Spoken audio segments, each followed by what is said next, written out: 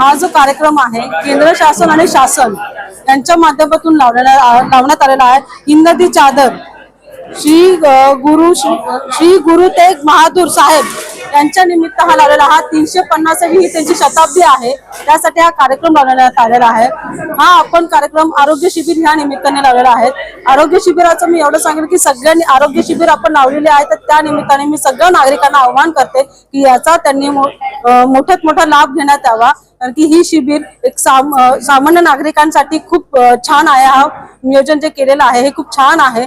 कमिशनरांनी नियोजन केलेलं आहे की आरोग्यासाठी जे त्यांनी जे कल्याण डोमेन एक म्हणजे हे केलेलं आहे की नाही सगळ्या गोष्टी होतात पण आरोग्यावरती भर देण्यासाठी त्यांनी शिबिर आवाहन करते।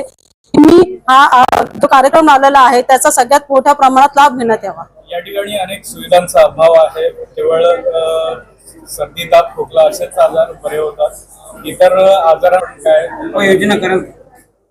त्यासाठी आपण आता सरांना मी बोलली की सर काही ज्या गोष्टी आहेत ज्या मोठ्या प्रमाणात इथे रोग आहेत त्यासाठी आपल्याकडून काय करता येईल याचं आम्ही आज नियोजन करतो आहे। आणि सरांनी सांगितलं आहे की आपण कॅन्सरसाठी, मी त्यांनाही आताच सांगितलं की कॅन्सरसाठी आपण काहीतरी योजना केल्या पाहिजेत।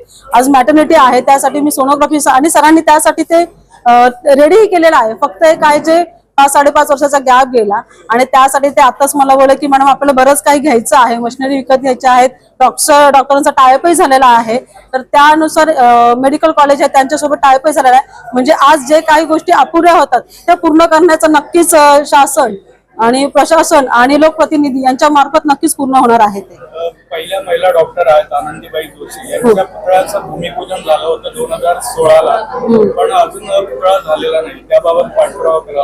हो, नक्कीच त्या निमित्ताने मी तुम्हाला नक्कीच सांगते की त्याचंही मला कळलं की तो पुतळा अर्धवटच आहे, तर त्याचा नक्कीच मी पाठपुरावा परिपूर्ण घेणार। मी सरांना आताच बोलली की सर ह्याचं काय झालं बघ, जरा तुम्ही चौकशी करा, मीही चौकशी करते, पाठपुरावा करून तो नक्कीच मार्गी लावण्यात येईल।